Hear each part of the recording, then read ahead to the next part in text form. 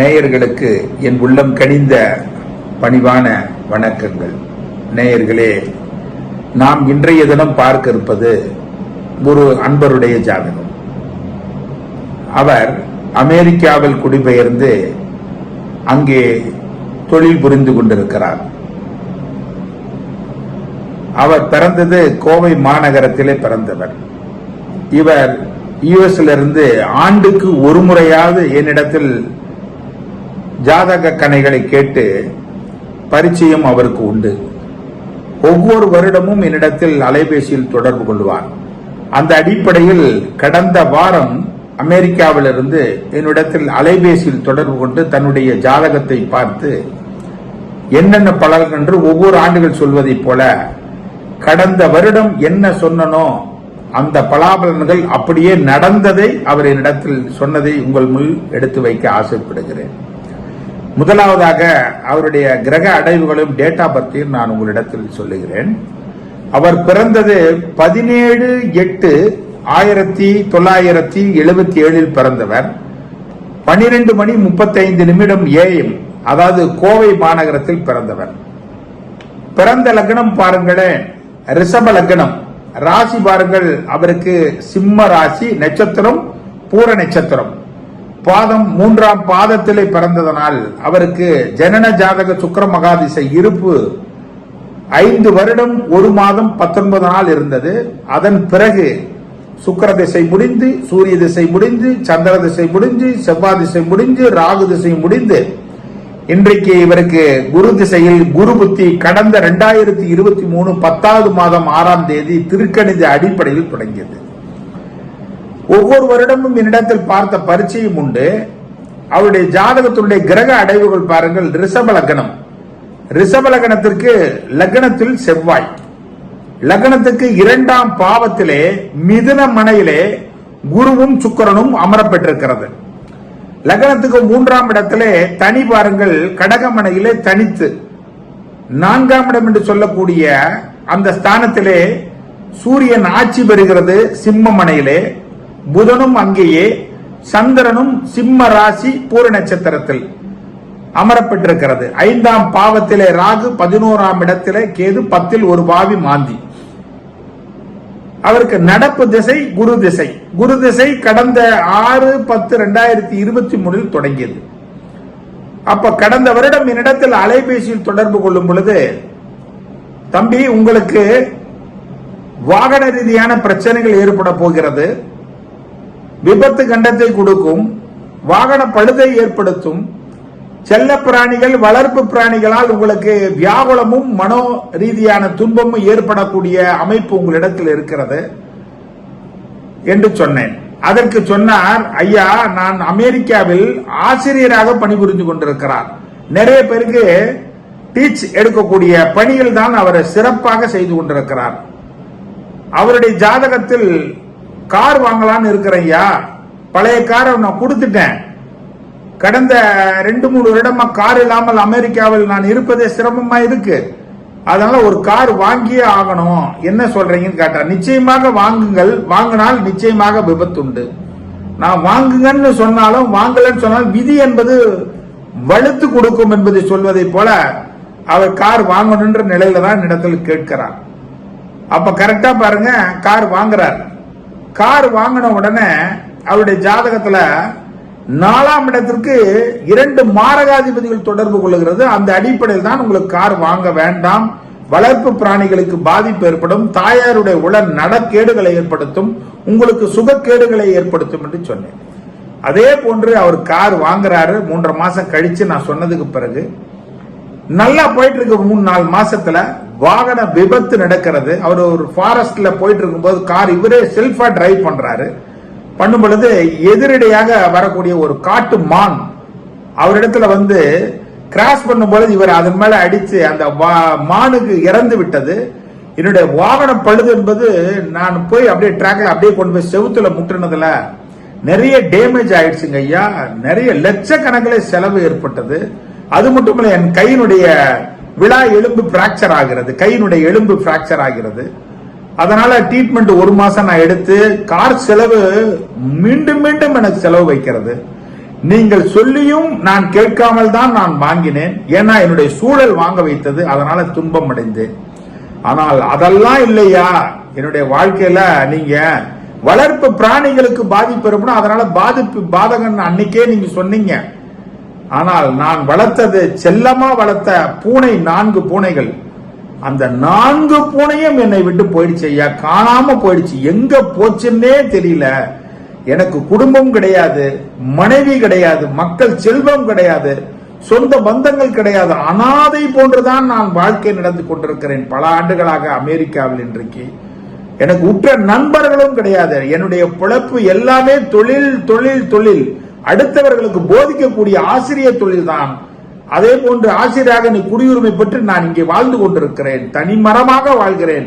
ஆனால் எனக்கு இருக்கக்கூடிய ஒரே ஆயுதம், என்னுடைய வாழ்க்கையில நான் ஈவினிங் நான் மாலை பொழுதுல வந்தாலும் சரி, அல்லது லீவ் டைம்ல இருந்தாலும் என்னுடைய உற்ற குழந்தைகளாக என்னை வளர்ப்பு பூனைகள் தாயே என்னுடைய செல்லமா வளர்த்தேன். என்னை வழி தாங்கவே முடியல. நீங்க சொன்னது மாதிரியே எனக்கு நடந்தது. இதெல்லாம் என்ன காரணம்?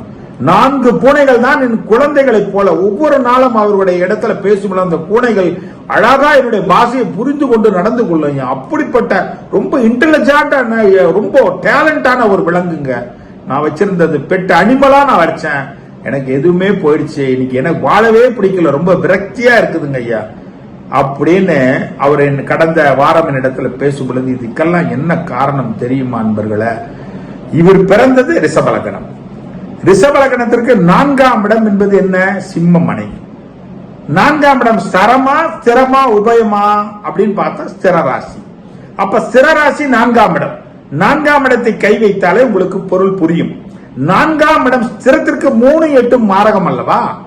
அப்ப 3ஆம் இடம் எது? ஸ்திரத்திற்கு 3ஆம் இடம் துலாமனை. அப்ப சுக்கிரன் ஒரு மாரகாதிபதியா 4ஆம் இடம் வாகனம், செல்ல பிராணிகள், வீடு, நிலம், வாகனத்திற்கு, தாயார் ஸ்தானத்துக்கு, இவருடைய சுகஸ்தானத்திற்கு. அப்ப சுக்கிரன் ஒரு மாரகாதிபதி, குருவும் ஒரு மாரகாதிபதி. 4ஆம் இடம் ஸ்திரத்திற்கு 3 8 மாரகம். அப்ப லக்னத்திற்கு யார்? லக்னாதிபதி 6 குடையவனாக வருவார். லக்னத்திற்கு அட்டமாதிபதி யார்? குரு.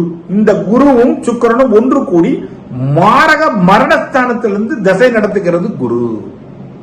அப்ப குருவை இயக்கக்கூடிய நட்சத்திராதிபதி செவ்வாய். அப்ப கரெக்டா பாருங்க, குருவும் 8ஆம் இடம் ஆயுள் ஸ்தானத்திற்கு மாரக மரணம். லக்னத்திற்கு 2ஆம் இடத்தை எந்த ஜோதிடர்களும் மாரக மரணம் என்று குறிப்பிட மாட்டார்கள். நான் கண்டுபிடித்த மாரகம் என்று அடிக்கடி நிகழ்ச்சி தொகுப்பில் சொல்வதை போல 8ஆம் இடம் ஒரு மனிதனுடைய ஆயுள் ஸ்தானம். அந்த 8ஆம் இடம் என்ன மனை? தனுசு மனை. அது என்ன? உபயமா இல்லது சரமா இல்ல ஸ்திரமா? உபய ராசி. உபய ராசிக்கு 7ஆம் இடமும் 11ஆம் இடமும் மாரக பாதக ஸ்தானங்கள். அடிக்கடி சொல்லுவோமா? அப்ப கரெக்டா பாருங்க, 8ஆம் இடம் ஆயுள் ஸ்தானத்துக்கு நேரடியாக 7ஆம் இடத்துல குருவும் சுக்கிரனும். அப்ப லக்னத்திற்கு 2ஆம் பாவத்தில். அது ஒரு மாரக ஸ்தானம் அல்லவா? கொல்லாமல் கொன்று விடுமாம் கிரகங்கள் என்று சொல்வதை போல தன்னைத்தானே மாய்த்துக் கொள்ளக்கூடிய எண்ணங்கள், விழிபிதுங்கி நிற்கக்கூடிய, பரிதவிக்கக்கூடிய ஸ்தானங்கள். அப்ப குரு திசை குரு புத்தியில மிக அலாட்டா இருக்கணும்னு சொன்னதை போல இவருக்கு நடந்தது. ஏன் இவர்களுக்கு பட்ட மரம் போன்று நான் காட்சி அளிக்கிறேன் ஐயா? எனக்கு காரணம், எனக்கு வளர்ப்பு பிராணிகள் தான், செல்ல பிராணிகள் தான் என் உலகமே. என் குழந்தைகள் மாதிரி நான் பாவித்து வளர்த்த அந்த 4 பிராணிகள் எப்படி போகுதுன்னா, அந்த 4ஆம் இடத்துக்கு 2 மாரகம் தொடர்பு கொண்டதனால் செல்ல பிராணிக்கு விபத்து ஏற்பட வேண்டும், இல்லது செல்ல பிராணிக்கு இல்லைன்னா ஏதாவது காணாம போயிடணும், இல்லைன்னா இறக்கணும். இதுதான். 1 போகல, 2 போகல, 4 காணா போச்சு. நான் தேடாத இடம் இல்ல, எல்லாத்தையும் விளம்பரம் எல்லாம் கொடுத்தேன் ஐயா, எதுவுமே என்னுடைய வாழ்க்கையில எல்லாமே போச்சு. சரி, இனிமேலாவது நான் பெட்ட அனிமலை வாங்கி வளர்த்தலாமா அப்படின்னு. சரி, ஏன் இவருக்கு குடும்பம் இல்ல? இப்ப 7ஆம் இடத்ததிபதி யார்? இவருக்கு செவ்வாய் அல்லவா? அப்போ அந்த செவ்வாயினுடைய ஸ்தானம் இவருக்கு மைனஸ், லக்னத்துல போய் உட்கார்ந்திருக்கான். சரி, அதெல்லாம் விடுங்க.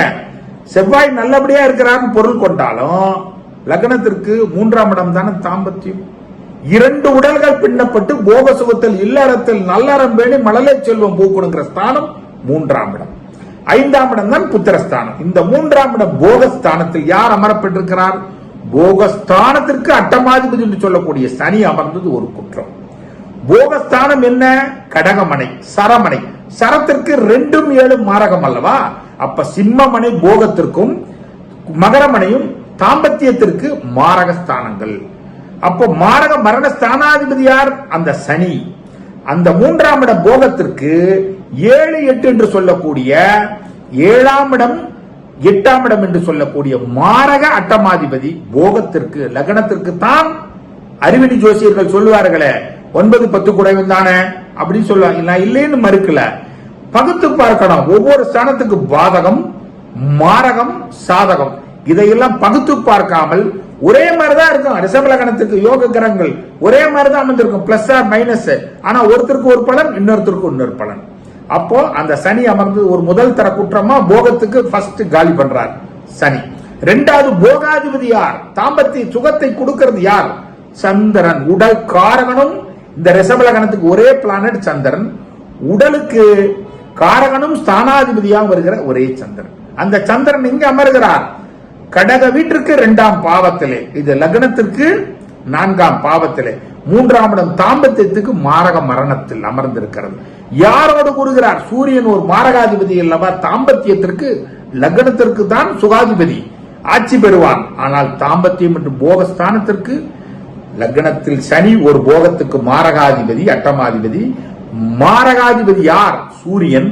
அதுவும் சந்திரனோட மாரகாதிபதி ஸ்தானத்தில் சூரியனோட சந்திரன் பண்ணப்படுவது போகம் அற்பம். இவர்களுக்கு இந்த லோகத்து சுந்தரிய கல்யாணம் பண்ணால் வாழ்க்கை நிலைக்கவே நிலைக்காது. அப்ப தாம்பத்தியமும் இவருக்கு அவுட்டா. சரி, 4ஆம் இடம் சுகம். அந்த சுகஸ்தானத்துக்கு இப்ப மாரக மரண திசை நடக்கிறதுனாலதான் சுகக்கேடு ஏற்படணும். சரிங்க ஐயா, இப்ப குரு திசையில குரு புத்தி வர 11ஆம் மாசம் முடியுது. இதுல இருந்து என்ன மாறுதல் கிடைக்கும் அப்படின்னு கேட்கிறார். இப்ப 4ஆம் இடத்திற்கே மீண்டும் அந்த பாவிதான் சனி வருகிறார். ஆனால் இதுல இருந்து ஒரு சேஞ்ச், முன்னிருந்த சிரமங்கள் குறையும். நெருப்பு அணைஞ்சிருச்சு, இனிமேல் தணல் மட்டும்தான் இருக்கும். அப்போ வாட்டங்கள் வருத்தங்கள் இருக்கும். இப்ப மீண்டும் ஏதாவது பெட் அனிமல் வாங்கி வளர்த்தலாமா? வளர்த்துங்கள். சில சிரமத்தோட தான் வளர்த்த முடியும். இன்னும் 3 ஆண்டுகள் அதற்கு தண்டனைக்குரிய காலங்கள். 10ஆம் இடம் தொழிற்ஸ்தானத்திற்கு உங்களுக்கு மைனஸ் ஆன புத்தி தொடங்குது. இவ்வளவு நாளும் தொழிற்ஸ்தானம் இல்ல, மைனஸ் கிடையாது. இனிமேல் அந்த மைனஸ் ஏன் பிறக்குது அப்படின்னு கேட்டா, 10ஆம் இடத்திற்கு அந்த சனி 6ல மறைந்தாலும் அவனை இயக்கக்கூடிய நட்சத்திராதிபதி புதன் சாரம் பெற்று புதன் நேரடியாக பார்த்தாலும் இருக்கிற இடத்தோட்டு மாறுதல் உங்களுக்கு கிடைக்கும். அதனால ஒரு உயர்வும் உங்களுக்கு கிடைக்கும், சில தாழ்வும் இருக்கும். கவனமா வேலையை விட்டு சேஞ்ச் பண்ணும் போது என்னை கேட்காம பண்ணிடாதீங்க அப்படின்னு சொல்றேன். அப்ப பாருங்கள், ஒரு மனிதனுடைய தாம்பத்தியம் எப்படி இருக்கிறது, மனைவி ஸ்தானம் எப்படி இருக்கிறது, கணவன் மனைவி ஸ்தானம், வளர்ப்பு பிராணிகளால் யாருக்கு துன்பம் யாருக்கு இன்பம், எவ்வளவு காலம் வரை, இந்த கால நிர்ணயங்கள் தான் முடிவு செய்யும். நீங்க நல்லா இருப்பீங்க, குரு திசையில சனி புத்தி முதல்ல முடியும். மீண்டும் அடுத்த நிகழ்வில் சந்திப்போம். வாய்ப்புக்கு நன்றி கூறி விடைபெறுகிறேன். நன்றி, வணக்கம்.